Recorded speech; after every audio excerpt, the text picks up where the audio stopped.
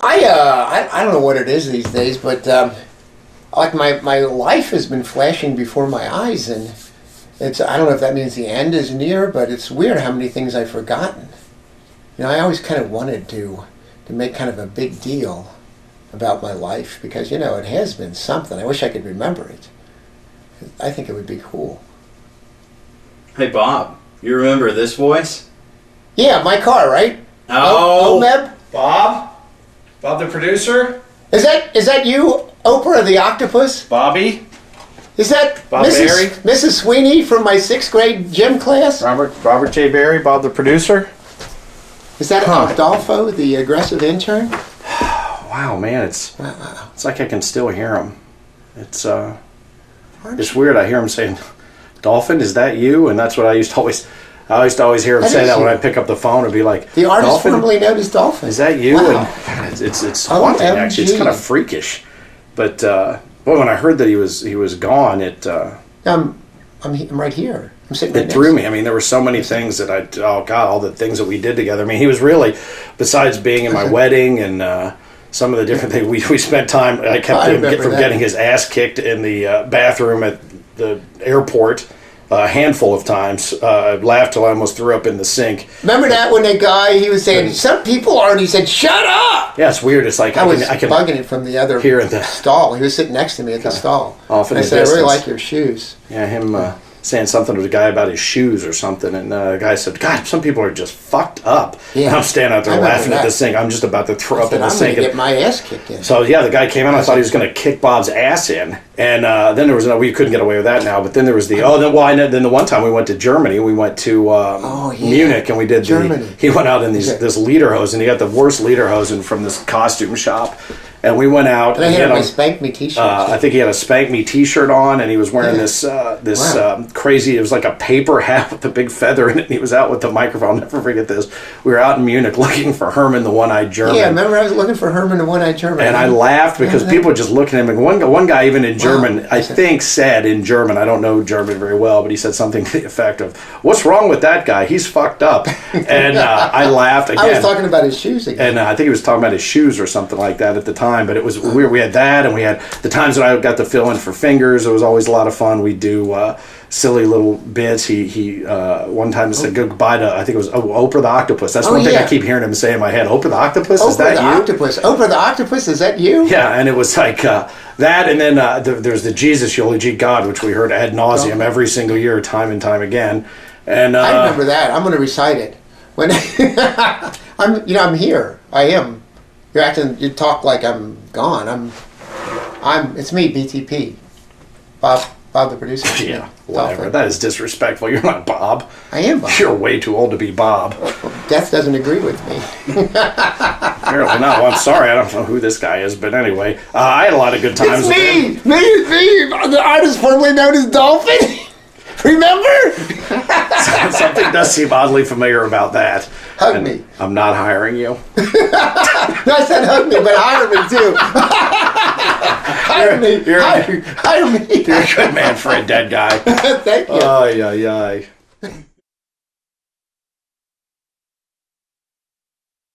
Now, you've been the artist currently known as Finn for, would you say 5 years?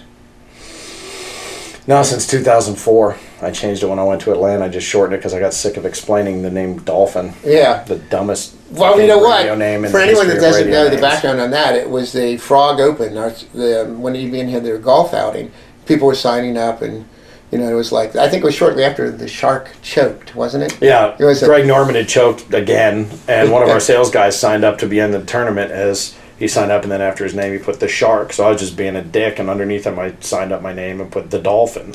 And so I didn't even think about it. 2 weeks later, I'm riding in, listening to the station. I hear you guys talking. It's like, yeah, it's the Frog Open today, and Fingers is like, it's me and Bird and Biller and the Dolphin. Dolphin. Like, what? I went into the studio. I go, I thought I was playing with you today. He said, you are. I said, well, who the fuck is the Dolphin? He goes, you are. You are. You signed up that way. And it had been that way ever since. Well, then it turned into Dawson and Dumplin' and Dumpster and all these other things. And I think Wildman still calls me Dawson. He does. Well, that thing doesn't know. At least to my face, I have no idea what he calls me by. Well, see, no one corrects him because then it'll prolong the conversation. Oh God. Oh well. So it's nice meeting you, Mr. Dawson. That's the Dawson story was good because I used to get all bent out of shape because I never got invited to anything. These guys would be on every guest. Honestly, God, they would get invited to the opening of a fucking envelope, and I couldn't get on the guest list for anything. And I used to get bent out of shape because I'm like, God damn it, I'm part of this team. Blah blah blah.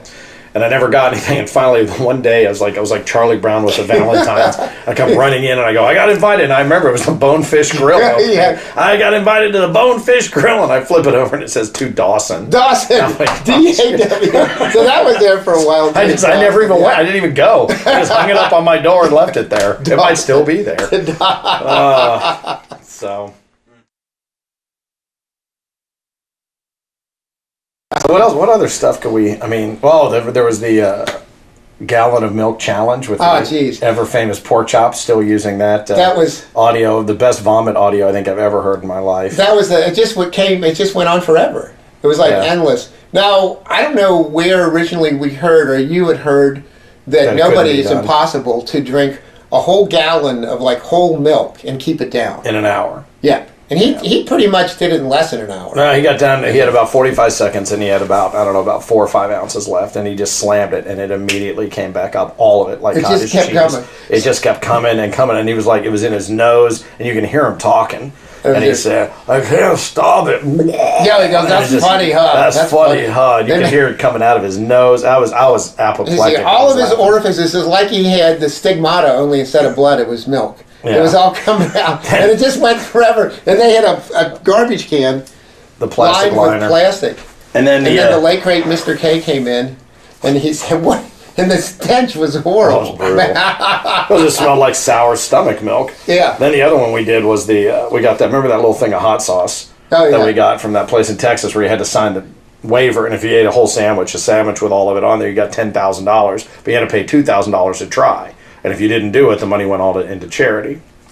And they sent us like probably a little 1 ounce bottle, and the intern wouldn't do it. Yeah. So I was running the board, and I'm like, well, then I'll do it. I don't care. How hot can it be? How hot can it be? And famously, that's just like, watch this. Spread it like this, one layer, and bit into it, and chewed up 2 or 3 of them. Tough guy. I couldn't talk for a half hour, which is hard. And it wasn't like an immediate thing, right? Was it like a delayed? I mean, it didn't hit you immediately. No, right? It hurt. It hurt, and it was so badly that I thought my head was going to explode. And he was sitting over there just making fun of me the whole time. And I think Weasel was in there. Yeah. Then somebody went and got me some milk, but.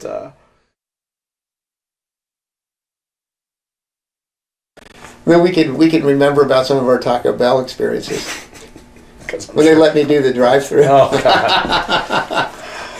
We did that with like 3 different clients that were in on it. They were okay with it until we did it. And then one of them we did it was at an Arby's. And this woman was going through, we were doing her on the air, and this woman pulled up, and she was just, she assumed with my voice and everything that I was some kid that worked there, right? So I'm like saying, I said, what are you doing Saturday night? And she goes, oh, I'm old enough to be your mother. And I said, I like older experience. Girl says, and she said something, and I go, why don't you pull up here so I can get a good look at you toots? And you could hear the tires, like, she drove off. She didn't get her food, she drove off. And then she called back, threatening to sue them for sexual harassment. And they said, we didn't think this is how this would go. So this is not what we signed off Yeah, this is not. Well, and that's just further proof that, Bob, there wasn't anything Letterman did that Bob couldn't steal and do better. Right. Except I did it first. No, I don't think I did do it first. See. I wish the person I could bring in for the This Is Your Life was the guy that sold you the silver jewelry in Mexico. we decided we were in Los Cabos, and we decided we were going to go to the Margaritaville bar. And they served margaritas that were like this. It was like a punch bowl kind of thing. And Numbnuts, who had never... That's Mr. Numbnuts. Dr. Numbnuts, I don't think had ever had one before. So he jams his straw down in the middle of it and just starts pulling on it right away. Well, it was hot, and I was really thirsty, too. And all the tequila was in the bottom. And he hit it, and honest to God, it couldn't have been 5 minutes. He was falling off the stool. We were sitting there, obviously not helping him, just laughing our asses off. The next thing you know, he's laying outside on this planter that functions as a 4-seat bench. And he's laying there. And I was trying to sleep. And then here come the little guys to sell him the silver. And I'm sitting there, I'm howling, I can't even breathe, I'm laughing so hard because he's negotiating with this guy. And he says something about the guy comes up and goes, hey, senor, you want to buy some silver? Oh, lovely, Mary Jo. Jojo would love some silver. And he goes, you have any deals? And the guy looks at him and he goes, for you, 1 for 10, 2 for 20. And I was howling laughing. And so he buys it. Yep. And then as they're walking away, he Such goes, a deal. can I get a receipt? And that's when we told him, no, you just come right back here and ask for the short guy with the dark hair. No problem at all. And it was that, and there were people selling stuff out in the ocean. You have to walk like 10 feet out. I think that was drugs, but you had to walk out into the ocean to buy stuff. But you buying that silver for JoJo and asking for a receipt was well, I'm a very shrewd negotiator. Yeah, and that, which explains why we're sitting here. Yes. I think maybe I would ask for too much.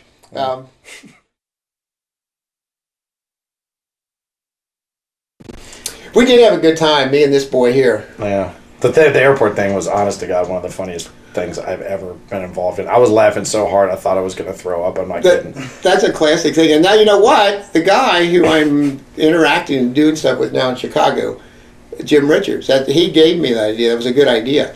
But that's back in the day, pre 9/11, when you could get to the Atlantic down at the terminals, yeah. Yeah, you didn't have to. Now you can't. Just security, and you can only go on if you got a ticket. Now you get a full body cavity search. Mm-hmm. Right. Well, I don't mind that either. I can't believe you don't go back more now. Try to run Except through. I always blurt out something embarrassing, and then we went. As opposed to what? As opposed to my less embarrassing moments. But but this was before it happened with Senator. What's his name? Because we tried to do that again, but it worked out way better. Oh, the guy that was putting his foot on another guy's feet tapping under the we did it again. Stall door, I forget too. And I went to the restrooms across over at the Kenwood Town Center there. But at the airport, I was sitting there and I had a recorder, and then when someone sat down, I'd immediately start talking to them, and I would make comments, because it was at the airport where you would the long distance, right, the overseas, and I'd say, are you coming or going? And then I was saying, I really like your shoes. Where'd you get those shoes? I just keep going like that. This one guy finally goes, shut up, and he burst open the door. Threw the door open. And he I'm was there washing my laughing. He goes, some people are just fucked up. Yeah, and I'm standing there always like. I almost washed him down to the bone. That's all I did was stand there and wash my hands for the whole hour and a half. But he didn't know we were together, which is probably good for you. Yeah. And he was just venting to him. Yeah. Mm. But it was nice having him there, because if somebody did attack me, you would have run for help, right? Yeah. He'd have killed me, then killed you. Yeah.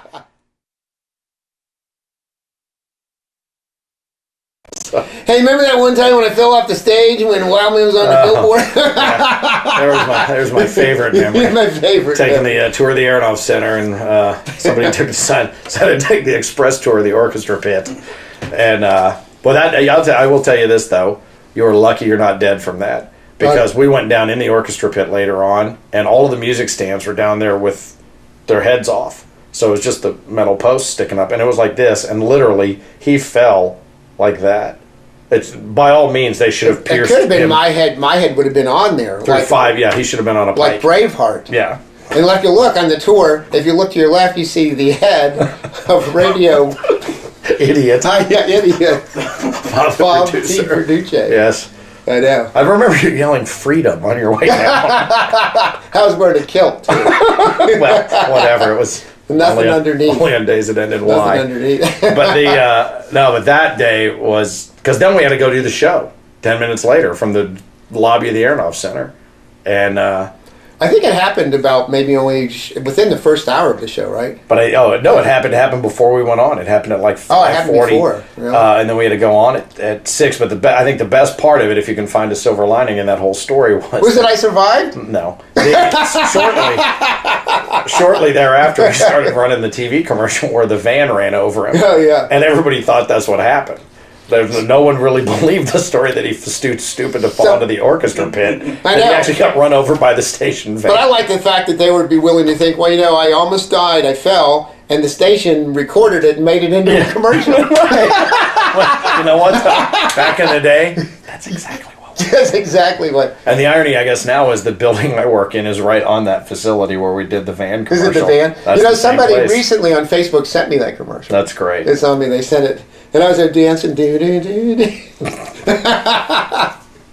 And then that Ed Fingers was sitting there reading the paper, and know what had happened. I think his eyebrow went. Yeah, he looked up and saw you get hit. Went back to reading the I went paper. back to read the paper. Oh, those were the days. When Those you were could the kill a days. guy on TV and it was hilarious.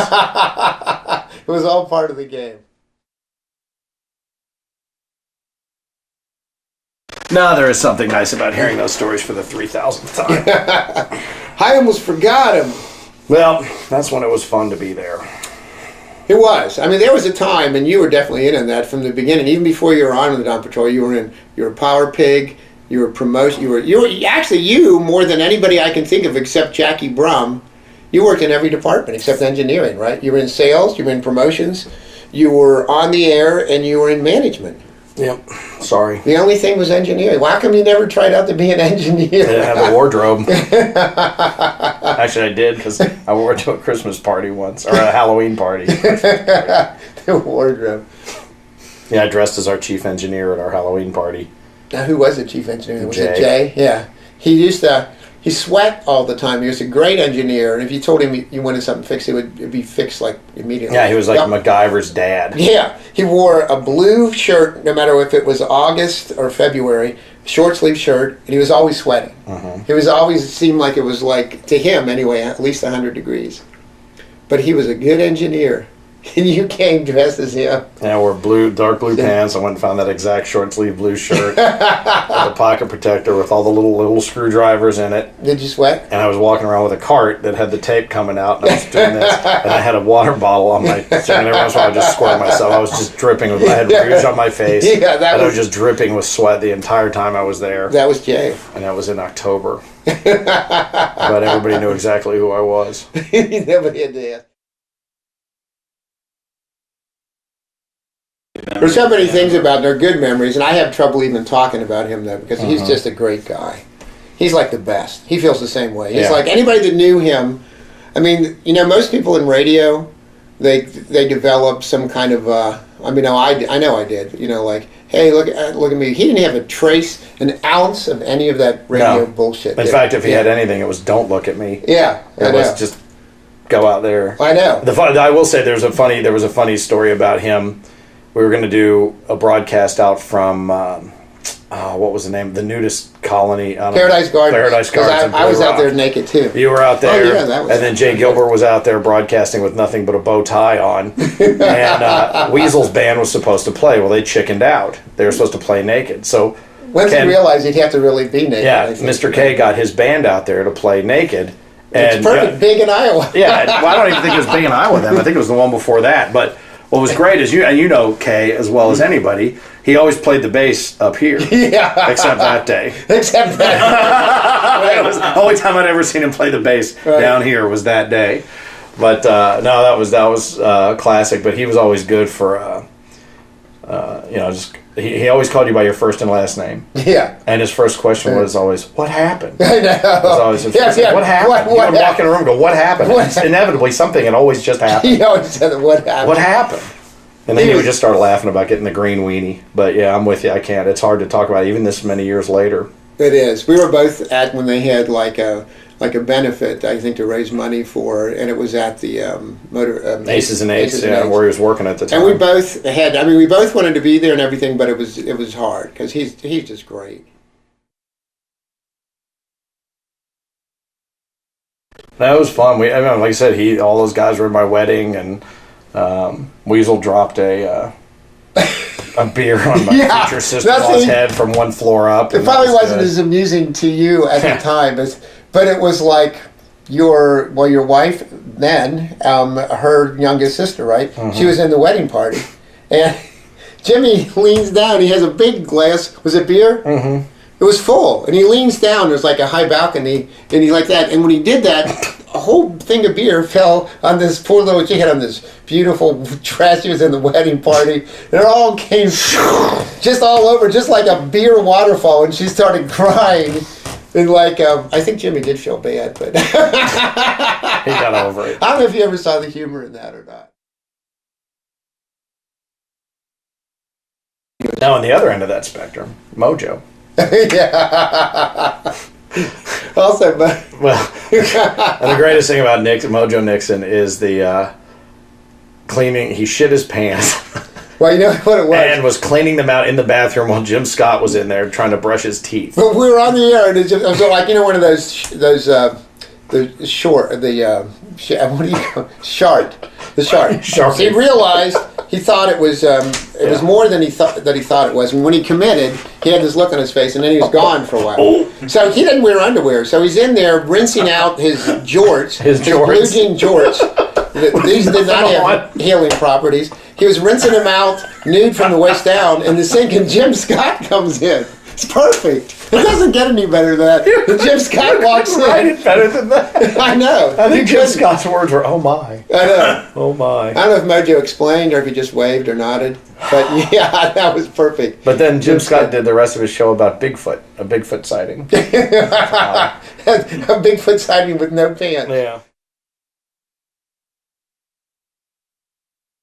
But I think the "what Dolphin means to me" thing Yeah. Speaking of Weasel, is one of the funniest things ever to me, because he got to laughing and I'd never seen him lose it in a bit ever. I think there was the isolated time where I couldn't compose myself again, and it was the first time you were in the hot seat filling in for Eddie, and it was the end of the week. Yeah. So the week was over, and then the following Monday, Eddie was going to come back from vacation. So I had written one of my usual things. It was like, "What Dolphin Means to Me" by Robert J. It was very silly. I was sleep deprived when I wrote it. It was ridiculously silly. And when I'm reading it, he was like laughing, and I started laughing, and I couldn't stop. I couldn't stop laughing. I kept trying to start over again. And then Jimmy kept going, "Are you high? Are you high? Hey, are you high?" But yeah, and it had something to do, and then the thing where everybody just lost it was something we met when we reached over to pick up the same dung beetle. Yeah, we bumped heads. And we bumped heads, and that was it. I was gone. He was gone. It was just a disaster. And then we both, like, we reached down to pick up the same, and then when we woke up, we like knocked each other out. We woke up, we were fast friends. Friends. It was ridiculously silly. I was sleep deprived when I wrote it, and it seemed like we were all sleep deprived when we did it on the air. Yeah. But that was the end of your first week in the hot seat. Yeah. Yeah. That was the first try at it, and it all went to hell from there. No, we were talking. I told you this off, but I told Mikey this at lunch and stuff. But I thought it's not silly, but it just was stuck in my little noggin before. Like I said, way back in Oktoberfest, when this must have been the early '90s. I was still like leading the world's largest chicken dance at the time. And you weren't on the air at EBN yet. You were the promotions director, and I think it hadn't been very long. I think you had just made the transition from sales to promotions. And you were with me.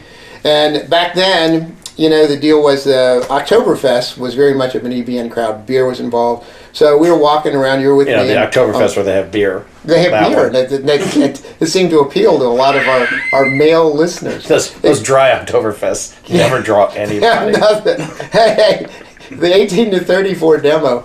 And I was walking through, and then everybody was saying, "Hey, Bob," and they were giving me lots of beer love and stuff. And this man, who wasn't on the air yet, he turned to me and he goes, "That's what I want." And now, today, he is. He's on the air. He's beloved. And oh no, that's not what I was talking about. I was saying what I want to do is be able to go, "Hey Bob, hey Bob, hey Bob, remember me? Remember me from the bowling league? Bob." That's what I said I wanted to do. So thank you for giving me a chance to finally do it.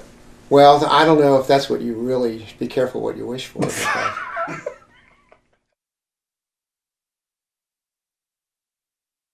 I think my favorite thing though you ever gave me was it a Christmas gift? Yeah, it was.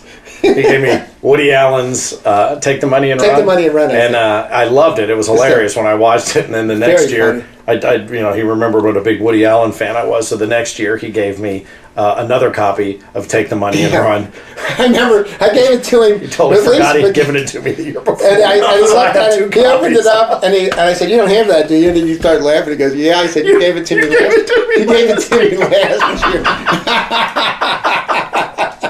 I think I gave you at least 2 or 3 copies. Oh yeah, I think I have 3. Did I give it to you the following year? Then? That was great. Yeah, you don't already have that, do you? Yeah, I do. Yeah, you gave it to me later.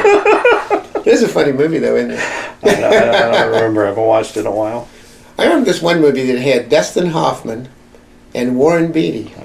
And it was called Ishtar. Mm-hmm. Actually, when I did watch that movie, it is pretty funny. It's one of the funniest movies ever. And I was able to get a copy of it for all of you for $6 on VHS. Dolphin was the artist formerly known as Dolphin, but Finn was one of the will you get that right, please? Because the tens of people that are going to see this are going to be sticklers for detail. There'll be mass confusion. He was a devout practitioner and a defender of that movie. Wow. And I didn't dislike it. I just never seen it. But it didn't get good reviews, did it? Well, it just got panned for being so expensive to make, and it cost $45 million to make back then. Did it really? Well, it was all shot in the desert, and they said sandstorms would come through and wipe everything out, and they'd have to rebuild everything or whatever. It was just expensive to make. But then they had the talent. They had Dustin Hoffman. They had Warren Beatty. Yeah, and Charles. I mean, it's worth the price of admission just for Charles Grodin. Yeah, Charles alone. Grodin. He's so good in there. But it is funny if anybody gets a chance to watch it. Or if you can still find, I did find one copy on DVD. I have it on Laserdisc. Yeah, I remember that. But I don't have a player. When they had Laserdisc. Now, when you talk about the Paradise Gardens, when there's 2 occasions that I did, I was nude. The first one was his name Michael. The second one. The first time was at the first time was at Paradise Gardens when we were on the air, but it wasn't open to the public, right? So the nudist there, and I'm there thinking this is going to be great. I'm thinking I wasn't new to the business, but I should have known. But I'm thinking there's going to be these hot 23-year-old sorority chicks running around naked, right? So I get there, and they're really heavy old people wearing sun visors with gray pubic hair. So I knew this isn't at all what I had in mind. So at first, and there was an engineer with me who used to like to get high. So we both thought we weren't going to get naked, but we did because we figured everybody else was, and it wasn't open to the public. So I did that, and then this woman walked towards me. And then I said, "Oh, I'm sorry. That's just a reflex response. Nothing really happened." But then, not that you'd have been able to tell if it had. I know that could have, but it could have been. This was a reflex response. It could have been anything. Oh. So and then we're back in. This was when I'm trying to think if you were on the Dawn Patrol when this happened. When it happened 2 years in a row. The first year, when a play was coming through town, and they wanted to go to a radio station that was doing well, and we would and they would be on it and would generate. So the first year it was Hair, and they had Eddie and Robin and myself on in the play, and we just had 60s stuff, probably like old army stuff. It was on and off. We had some protest signs, and it helped juice their play. Next year, Oh Calcutta comes through town. And they come, and the PD at the time, Tom Owens, he says, "Well, we don't want anybody to be naked or anything." And he goes, "Well, if they're not naked, we don't want to do it." So he committed me to do it. So I'm going to be in Oh Calcutta that has a lot of nudity in it. And then they told me at the very end of the play, after I, basically was committed to doing it, they didn't even ask me. And so they said at the very end, the whole cast comes out together, and everybody's naked. I thought, well, I can blend in like that. And Robin Wood at the time said they were selling tickets for this at Blockbuster. So she was like returning a movie or something, and then somebody there said, "Is Bob really going to be in naked?" And she goes, "Well, that's supposedly," or something. And they said, "Well, a lot of people have asked about it, and they were selling tickets." So she warned me that a lot of people that listen to EBN were buying tickets for this event. So I think, I'll run on, and the lights would come off. So at the very end, it said I'm totally naked. Everybody goes out, and you can't see anything from the lights, right? The audience is here if you can't see them. So I come out thinking I'm blending in, and I hear these people yelling my name. It was the worst moment of my life. Yeah, but it's the only time anybody's ever called out your name while you were naked. Yeah, it's the only time. And then they weren't laughing. I usually get that. So. Yeah. Well, I can't think of anything else I like about you. Oh, I can think of a million things. Let's see. Thank you. Oh, man. Not that this hasn't been fun, because But we did have a good time, though, didn't we? Then, by the time you left, it wasn't there, and it just got, and I can't imagine. It's a whole different world, man. It's I'm lucky. I'm lucky to be doing what I'm doing with the people that I'm doing it with, and you are lucky. Now, what are you doing now? What are you doing now? I do freelance copper sculpture. Copper sculpture. You do not. I heard you were on the radio at the flea market. I'm out at Trader's World Tuesdays, Wednesday mornings, and Thursday from 2 to 4. Oh, you're the guy stealing all the copper from those churches. I'm in the market for some. I'm just borrowing it. I'm gonna give it back to them in nice sculpture form. Then they can sell it for bigger money. Now this is weird. So you're in radio now, right? I'm in radio. I've heard that 96 Rock, by the way. Invite you to check it out. 96.5 FM. I know you still think it's country, but it's not. It's not. It's not country anymore. No. It's not a little bit country. It's all rock and roll. Yeah. So you got a good thing going there now. I'm doing radio, and you're in radio, and I think Ed Fingers. Ed Fingers, I believe, is back in radio. Wildman is in radio. Wildman Walker is back in radio. No, I don't see it. Jenny Buzzkill is working with me radio. and doing some radio. Now I don't. This is odd. Jimmy the Weasel. This is odd because I seem to be the only member of the Dawn Patrol alumni who's not currently working in radio. I think Mojo Nixon's doing satellite radio. He's doing in radio. Yeah, Laura Steele is still doing radio. Laura Steele is. Robin Wood has got her own flower business, but I hear her voice on the TV and she does radio voiceover. So, don't you think that's odd that I seem to be the only one of the Dawn Patrol alumni who's not currently working in radio? Now that you mention it. No. Don't you think that's odd? No. No? I do. I think it sucks out loud. It sucks on ice. It does. That made me like that.